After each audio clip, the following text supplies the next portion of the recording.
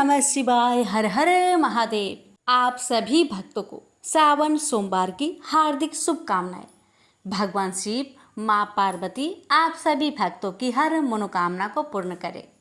भक्तों, आज के इस वीडियो में श्रवण करेंगे श्रावण सोमवार की व्रत कथा। श्रावण सोमवार की व्रत करने और कथा सुनने से भोलेनाथ अपनी भक्तों की सभी मनोकामना को पूर्ण करते हैं। किंतु एक बात का विशेष ध्यान रखिएगा, व्रत के दौरान कथा को अधूरा ना छोड़े। अधूरा कथा से पूर्ण फल की प्राप्ति कभी नहीं होती। इसलिए कथा को बड़े ही श्रद्धा प्रसन्नचित मन से पूरा अवश्य सुनेगा। भोलेनाथ आप सभी भक्तों की सभी मनोकामना को पूर्ण करे। जय भोलेनाथ। बहुत समय पहले की बात है। किसी गांव के बाहर एक छोटा सा शिव मंदिर था, जिसमें एक वृद्ध पुजारी रहते थे। एक दिन एक गरीब माँ अपने नन्हे से बालक को मंदिर के द्वार पर छोड़कर चली गई। बहुत खोजने पर भी पुजारी जी को बालक के परिवार का कुछ भी पता न चल पाया। गांव का भी कोई व्यक्ति उस बालक का लालन पालन करने को तैयार न हुआ, तो पुजारी जी ने भगवान शिव की इच्छा समझकर उसे अपने पास रख लिया और उसका नाम भोला रख दिया। गांव के श्रद्धालु भक्तों से जो कुछ प्राप्त होता उसी से भगवान शिव का, पुजारी जी का और बालक भोला का किस तरह गुजारा चलता। यदि किसी दिन कम भी पड़ता तो पुजारी जी बालक और भगवान को भोग लगाकर स्वयं गंगा जल पीकर रह जाते। धीरे धीरे भोला बड़ा होने लगा और जब वह पुजारी जी के कामों में हाथ बटाने लगा, वृद्ध पुजारी जी के थके हारे हाथों को कुछ आराम मिलने लगा। इसलिए उन्होंने भोला को मंदिर की सफाई, भगवान शिव की पूजा, उनको भोग लगाने और उनकी आरती करने की विधि अच्छी प्रकार समझा दी। अब वे स्वयं भगवान शिव के नाम जप और संकीर्तन में समय व्यतीत करने लगे। एक दिन भगवान शिव के मंगलकारी नाम शिव शिव शिव शिव का जप करते हुए उनके प्राण छूट गए। अब बालक भोला का इस संसार में भगवान शिव के सिवा और कोई सहारा न रहा। उसने पुजारी जी की ये 3 बातें कभी नहीं भूली। भगवान भोलेनाथ, शिव शंकर को ताजी गर्म रसोई का ही भोग लगाना, भगवान को भोग लगाए बिना स्वयं कुछ भी नहीं खाना, भगवान शिव पर विश्वास रखकर कभी भी किसी भी वस्तु का संग्रहण ना करना, बासी भोजन का भी नहीं। यदि कोई भक्त पहले से बना भोजन या मिठाई मंदिर में दे जाता तो बालक भोला उसे गरीबों में बांट देता। वह ताजी रसोई बनाकर ही भगवान को भोग लगाता, उसके बाद ही स्वयं प्रसाद ग्रहण करता और यदि बचता तो उसे बांट देता। यदि रसोई बनाने को सामग्री ना होती तो भोले बाबा और भोला भगत दोनों गंगा जल पीकर ही रह जाते। एक बार बरसात का मौसम आया और 3-4 दिन तक मूसलाधार वर्षा होने से मंदिर में एक भी भक्तजन नहीं झांका। भोला अपने भोले बाबा को गंगा जल का ही भोग लगाता और उसे ही पीकर रह जाता। भोले बाबा बालक की भक्ति और सहन शक्ति की परीक्षा लेते रहे, किंतु आखिर में अपने भक्त बालक को भूख से तड़पते देख उनसे रहा न गया। वे सेठ के नौकर का रूप धरकर हाथ में भोजन सामग्री की पोटली लेकर वर्षा में भीगते हुए मंदिर के द्वार पर जा पहुंचे। उन्होंने आवाज लगाकर भोला को बुलाया और उसके हाथ में पोटली देते हुए बोले, सेठ जी ने यह सीधा कच्चा राशन भेजा है, इससे रसोई बनाओ, भोग लगाओ और स्वयं भी प्रसाद पाओ। मैं कल फिर आऊंगा। भोला भगत ने आशीर्वाद देकर उसे विदा किया और सूखी गीली लकड़ियों के धुएं में गर्म रसोई बनाकर भोले बाबा को भोग लगाया। पूरे बरसात के मौसम में भोले बाबा नौकर के भेष में भोला भगत को सीधा देने आते रहे। और स्वयं भी गर्मा गर्म रसोई का भोग पाते रहे। एक दिन भोला भगत ने सोचा कि सेठ जी को सीधा भेजते हुए 4 महीने हो चले हैं, किंतु वे स्वयं कभी मंदिर में भोले बाबा का प्रसाद ग्रहण करने नहीं आए। अगले दिन जब भोले बाबा नौकर का भेष में सीधे की पोटली देने आए, भोला भगत उनसे बोला, आई तुम्हारे इतने धर्मात्मा सेठ जी कभी स्वयं मंदिर में प्रसाद लेने नहीं आए। इस कारण मेरा हृदय अत्यंत दुखी हो रहा है। अपने सेठ जी से कहना कि कल वे भी मंदिर में प्रसाद ग्रहण करने अवश्य पधारे। सुनकर नौकर बने भोले बाबा चौंक कर घबरा उठे और बोले, पुजारी जी, सेठ जी मेरे द्वारा आपको सीधा भेजते ही हैं। आप इससे भगवान को भोग लगा लेते हैं और स्वयं भी प्रसाद पाते हैं। फिर सेठ जी को बीच में बुलाने की क्या जरूरत है? जैसा चल रहा है वैसा ही चलने दीजिए। भोला बोला, ऐसे कैसे चलने दूं? आपके धर्मात्मा सेठ जी इतने दिनों से सीधा जो भेज रहे हैं, क्या मैं उन्हें भगवान का प्रसाद देने का अपना कर्तव्य भी पूरा ना करूं? मैं किसी का उद्धार खाने वाला नहीं हूं। अपने सेठ जी से कह देना कि यदि कल भोले बाबा का प्रसाद ग्रहण करने ना पधारे तो मैं उनका सीधा लेना बंद कर दूंगा। नौकर बने भोले बाबा तो अपने भोले भगत की अकड़ देखकर कांप उठे और यह सोचकर मन ही मन हंसे कि वाह, आज तो लेने वाला ही देने वाले पर धौंस दिखा रहा है। लेकिन सरल हृदय भक्त के मनोभाव पर रीझ कर वे बोले, ठीक है पुजारी जी, कल सेठ जी मंदिर में प्रसाद ग्रहण करने जरूर पधारेंगे। दूसरे दिन बड़े सवेरे ही भोले बाबा नौकर का भेष में दूध और बहुत सारी भोजन सामग्री लेकर मंदिर में पहुंच गए। भोला चौंकते हुए बोला, भाई आज इतना सारा सीधा किस लिए ले आए? नौकर बने भोले बाबा बोले, पुजारी जी भूल गए क्या? आज आपने सेठ जी को प्रसाद के लिए बुलवाया है, इसलिए आप छप कर रसोई बनाए और भोले बाबा को भोग लगाइए। हाँ, ये तो बता दीजिए कि सेठ जी किस समय पधारे। भोला ने प्रसन्न होकर उन्हें सेठ जी के आने का समय बता दिया। अब भोला भगत की इच्छा पूर्ण करने के लिए भोले बाबा कैलाश पर सेठ का रूप धारण करने लगे। इधर अपने स्वामी को एक प्यारे भक्त के यहाँ जिमने जाने का समाचार सुनकर ममतामयी अन्नपूर्णा माँ पार्वती भी भला कैसे पीछे रहते। वे भी पति की आज्ञा लेकर सेठानी का रूप धारण करने में जुट गई। भोले बाबा ने अपने गले से मुंडों की माला उतार दी, शरीर पर लगी भस्म, कमर पर पहना हुआ बाघंबर और बाहों और कानों में पहने सर्पों के हार भी उतार कर रख दिए। उन्होंने एक मखमल का सुंदर कुर्ता धारण कर लिया, अपनी जटाएं सीधी कर गंगा और चंद्रमा को उनमें छिपा लिया और ऊपर से एक सुंदर रंग बिरंगी पगड़ी पहन ली। देव नंगे पैर विचरण करने वाले शिव जी ने आज अपने दोनों पैरों में रेशमी जूतियां धारण कर ली। हाथ का त्रिशूल और डमरू भोले बाबा ने नंदी के हाथ में थमा दिया और अपने हाथ में एक सुंदर छड़ी लेकर पार्वती जी के तैयार होने की प्रतीक्षा करते हुए कैलाश पर चहलकदमी करने लगे। इधर पार्वती जी घंटों से मेकअप करने में जुटी हुई थी।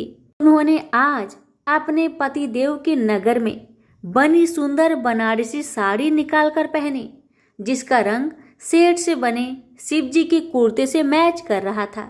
उन्होंने सोने चांदी हीरे के जगमगाते हुए आभूषण धारण कर लिए, पैरों में सुंदर सैंडल पहन ली, बगल में सुंदर सा पर्स दबा लिया और भोले बाबा के बार बार आवाज लगाने के बाद श्रृंगार कक्ष से बाहर निकल कर आई। जब पार्वती जी और शिव जी ने एक दूसरे को सेठ सेठानी के भेष में देखा तो वे चकित होकर एक दूसरे को निहारते ही रह गए। दोनों एक दूसरे को देख देखकर निहाल हुए जा रहे थे।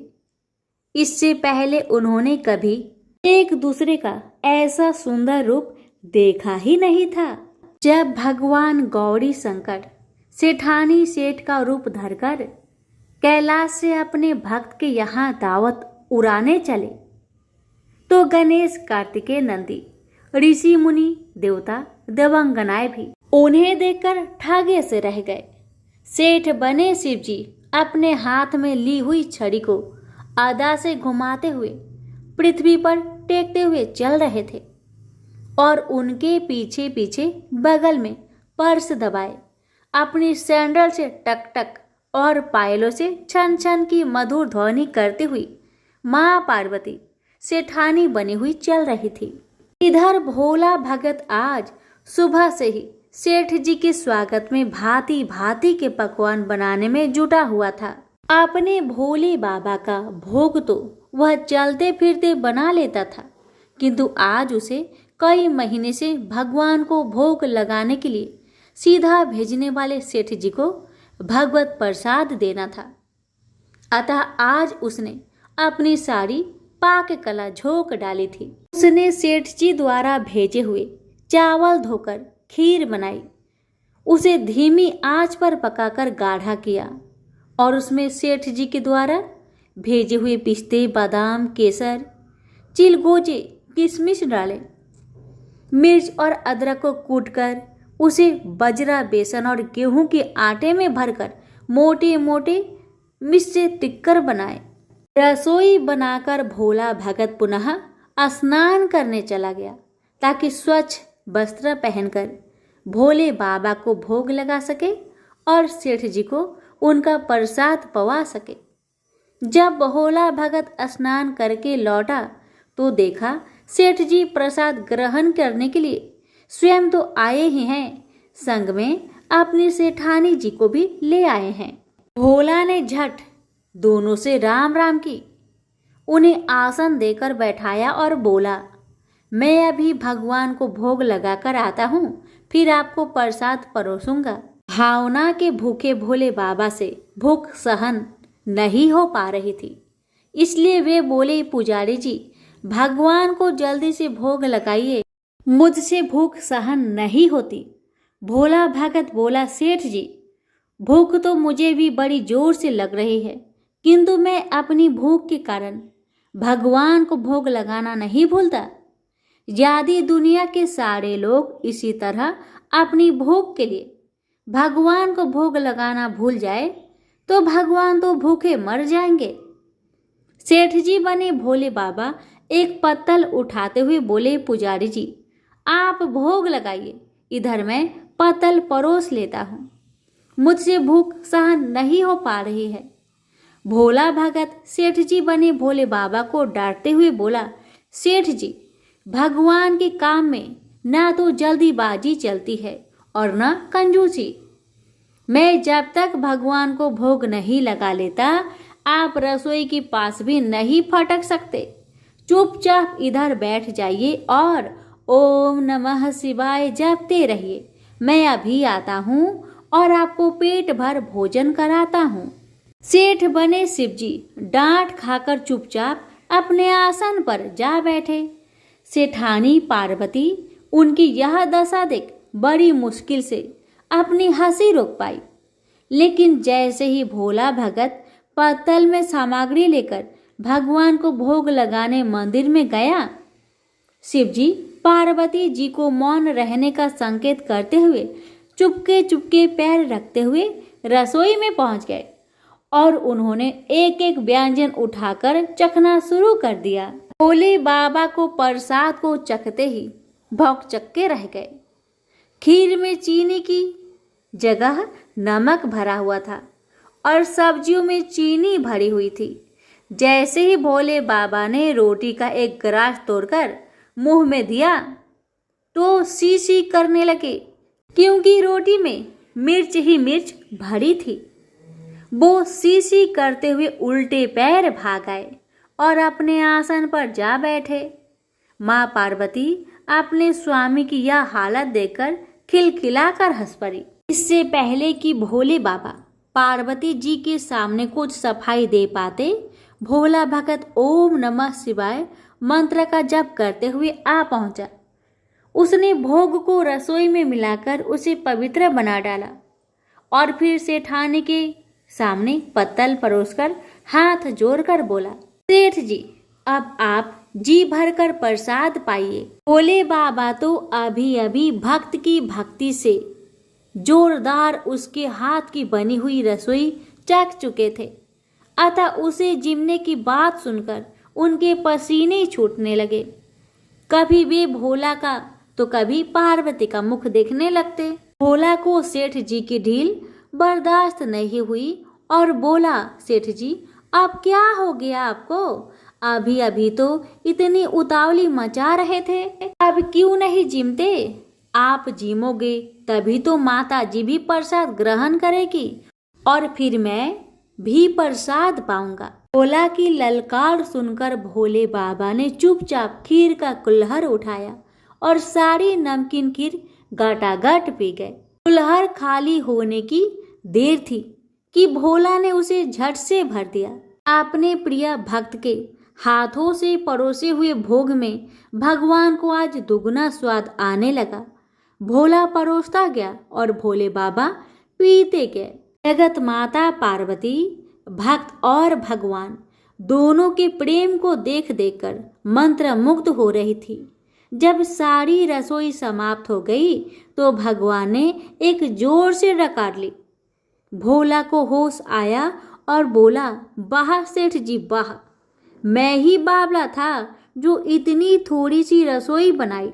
मुझे पता होता कि आपको प्रसाद ग्रहण करने का इतना शौक है तो और भी ज्यादा रसोई बनाता। भोले बाबा अपने पेट पर हाथ फेरते हुए सेठानी बनी पार्वती की ओर मुस्कुराकर देखते हुए बोले, पुजारी जी, मैं इतना रोज कहाँ खाता हूँ, किंतु आज प्रसाद इतना स्वादिष्ट बना था कि अपने पर बस नहीं कर रहा और खाता ही चला गया। किंतु तभी भोला भक्त रुआसा होकर बोला, सेठ जी, वह तो आपने ठीक किया, लेकिन माता जी तो भूखी ही रह गई। ममतामयी पार्वती माँ से भोला का रुआसा मुख देखा नहीं गया।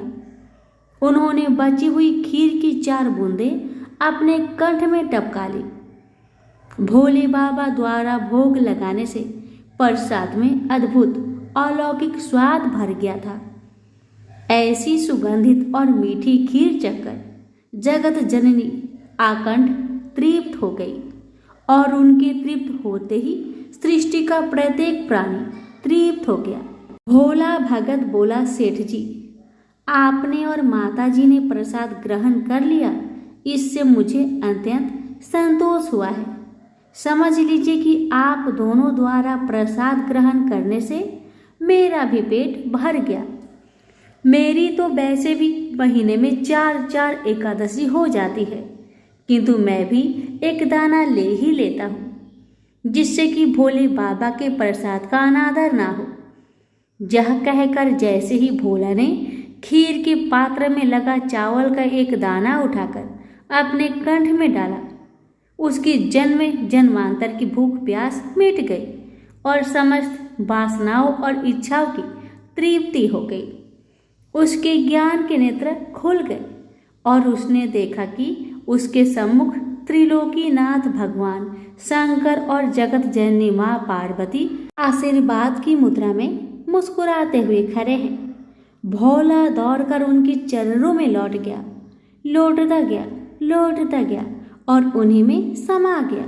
प्रेम से बोलिए हर हर महादेव, माता पार्वती की जय। आप सभी भक्तों पर भोलेनाथ माँ पार्वती की कृपा सदा सर्वदा बनी रहे।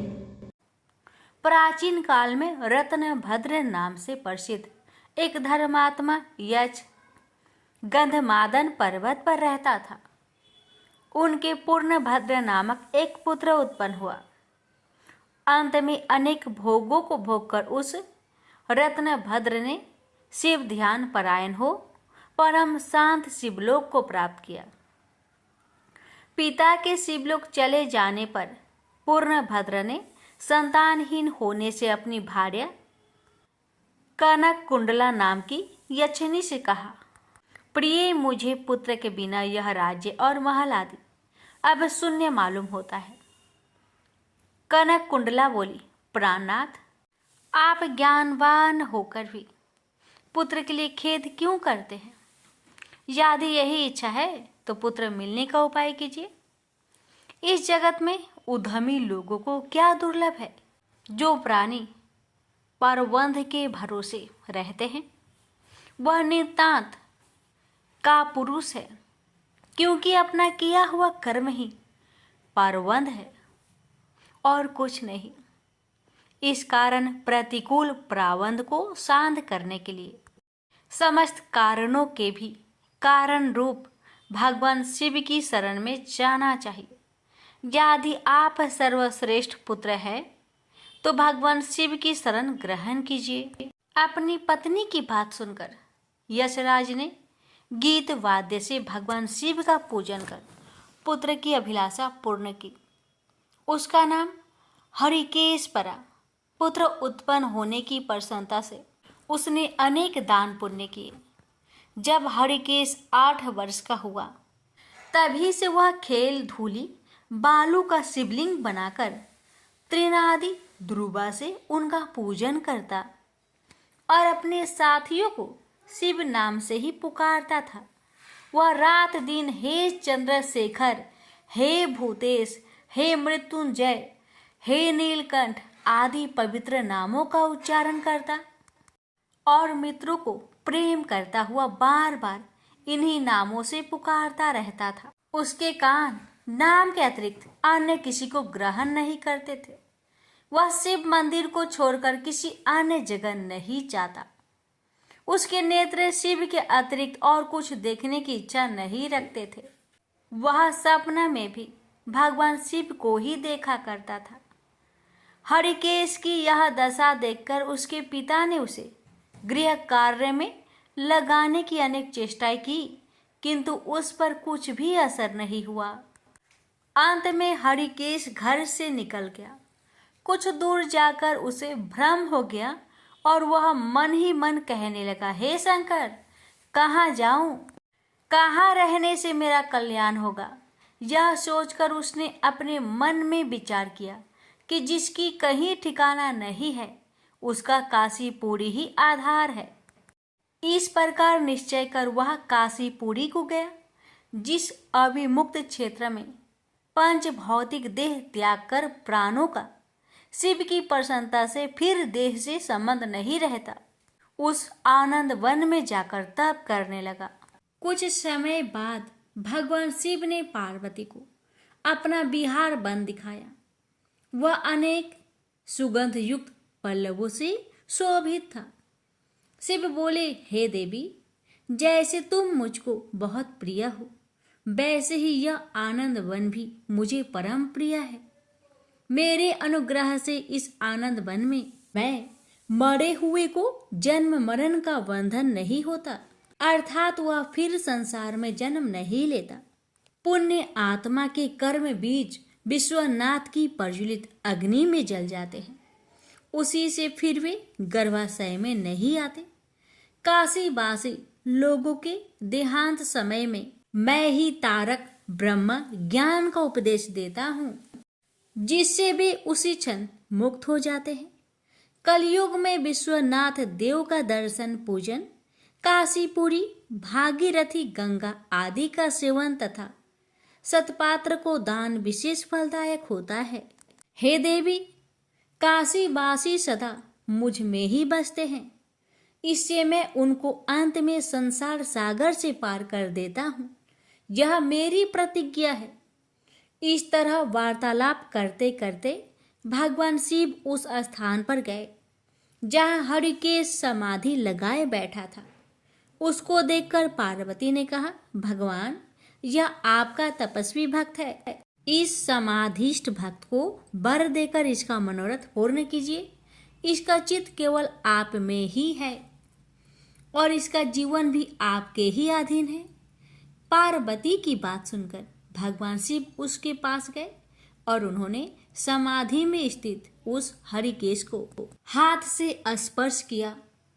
दया सिंधु का स्पर्श पाकर उस यक्ष ने आंखें खोलकर अपने सम्मुख प्रत्यक्ष अपने अभीष्ट को देखा। गदगद स्वर में यक्ष ने कहा कि हे शंभो, हे पार्वती पते, हे शंकर, आपकी जय हो। आपके कर कमलों का स्पर्श पाकर मेरा यह शरीर अमृत रूप हो गया। इस प्रकार प्रिया वचन सुनकर भगवान शिव बोले, हे यक्ष, तुम इसी क्षण मेरे वर से मेरे क्षेत्र के दंडनायक हो जाओ। आज से तुम दुष्टों के दंडदायक और पुण्यवानों के सहायक बनो और डंडा पानी नाम से विख्यात होकर सब उद्भट गणों का नियंत्रण करो। मनुष्यों में सत्य अर्थ नाम वाले संभ्रम और उद्भ्रम, ये दोनों गण सदा तुम्हारे साथ रहेंगे। तुम काशीवासी जनों के अन्नदाता, प्राणदाता, ज्ञानदाता हो और मेरे मुख से निकले तारक मंत्र के उपदेश से मोक्षदाता होकर नियमित रूप से काशी में निवास करो। भगवान शिव की कृपा से वही हरिकेश यक्ष काशी में दंड पानी के रूप में स्थित हो गया और भक्तों के कल्याण में लग गया। प्रेम से बोलिए हर हर महादेव। एक बार गणेश जी ने पृथ्वी के मनुष्य की परीक्षा लेने का विचार किया। वे अपना रूप बदलकर पृथ्वी पर भ्रमण करने लगे। उन्होंने एक बालक का रूप बना लिया। एक हाथ में एक चम्मच में दूध ले लिया और दूसरे हाथ में एक चुटकी चावल ले लिए और गली गली घूमने लगे। साथ ही साथ आवाज लगाते चल रहे थे, कोई मेरे लिए खीर बना दे, कोई मेरे लिए खीर बना दे। कोई भी उन पर ध्यान नहीं दे रहा था, बल्कि लोग उन पर हंस रहे थे। वे लगातार एक गांव के बाद दूसरे गांव इसी तरह चक्कर लगाते हुए पुकारते रहे, पर कोई खीर बनाने के लिए तैयार नहीं था। सुबह से शाम हो गई, गणेश जी लगातार घूमते रहे। एक बुढ़िया थी, शाम के वक्त अपनी झोपड़ी के बाहर बैठी हुई थी। तभी गणेश जी वहां से पुकारते हुए निकले कि कोई मेरी खीर बना दे, कोई मेरी खीर बना दे। बुढ़िया बहुत कोमल हृदय वाली स्त्री थी। उसने कहा, बेटा मैं तेरी खीर बना देती हूँ। गणेश जी ने कहा, माई अपने घर में से दूध और चावल लेने के लिए बर्तन ले आओ। बुढ़िया एक कटोरी लेकर जब झोपड़ी के बाहर आई तो गणेश जी ने कहा, अपने घर का सबसे बड़ा बर्तन लेकर आओ। बुढ़िया को थोड़ी झुलझुलाहट हुई, पर उसने कहा, चलो बच्चे का मन रख लेती हूँ, और अंदर जाकर वह अपने घर का सबसे बड़ा पतीला लेकर बाहर आई। गणेश जी ने चम्मच से पतीले में दूध उड़ेलना शुरू किया। तब बुढ़िया के आश्चर्य की सीमा न रही। जब उसने देखा दूध से पूरा पतीला भर गया है, एक के बाद एक वह बर्तन झोपड़ी से बाहर लाती गई और उसमें गणेश जी दूध भरते चले गए। इस तरह से घर के सारे बर्तन दूध से लबालब भर गए। गणेश भगवान ने बुढ़िया से कहा, मैं स्नान करके आता हूँ, तब तक तुम खीर बना लो, मैं वापस आकर खाऊंगा। बुढ़िया ने पूछा, मैं इतनी सारी खीर का क्या करूंगी? इस पर गणपति जी बोले, सारे गांव को दावत दे दो। बुढ़िया ने बड़े प्यार से मन लगाकर खीर बनाई। खीर की भीनी भीनी मीठी मीठी खुशबू चारों दिशाओं में फैल गई। खीर बनाने के बाद वह हर घर में जाकर खीर खाने का न्योता देने लगी। लोग उस पर हंस रहे थे। बुढ़िया के घर में खाने को दाना नहीं और यह सारे गांव को खीर खाने की दावत दे रही है। लोगों को कौतूहल हुआ और खीर की खुशबू से लोग खींचे चले आए। लो, सारा गांव बुढ़िया घर में इकट्ठा हो गया। जब बुढ़िया की बहू को दावत की बात मालूम हुई, तब वह सबसे पहले वहां पहुंच गई। उसने खीर से भरे पतीलों को जब देखा तो उसके मुंह में पानी आ गया। उसे बड़ी जोर से भूख लगी हुई थी। उसने एक कटोरी खीर निकाली और दरवाजे के पीछे बैठकर खाने को तैयार करने लगी। इसी बीच एक छींटा गिर गया और गणपति जी का भोग लग गया और वो प्रसन्न हो गए। अब पूरे गांव को खाने की दावत देकर बुढ़िया वापस अपने घर आई। उसने देखा बालक वापस आ गया था। बुढ़िया ने कहा, बेटा खीर तैयार है, भोग लगा लो, गणपति जी बोले, माँ भोग तो लग चुका है, मेरा पेट पूरी तरह से भर गया है, मैं तृप्त हूँ, अब तू खा, अपने परिवार और गांव वालों को खिला। बुढ़िया ने कहा, यह तो बहुत ज्यादा है, सबका पेट भर जाएगा, इसके बाद भी यह बच जाएगी। उस बची खीर का मैं क्या करूंगी? ईश्वर गणेश जी बोले, उस बची खीर को रात में अपने घर के चारों कोनों में रख देना। और बुढ़िया ने ऐसा ही किया। जब सारा गांव जी भरकर खा चुका, तभी ढेर सारी खीर बच गई। उसने उसके पत्र को अपने घर के चारों तरफ रख दिया। वहां उठकर उसने क्या देखा?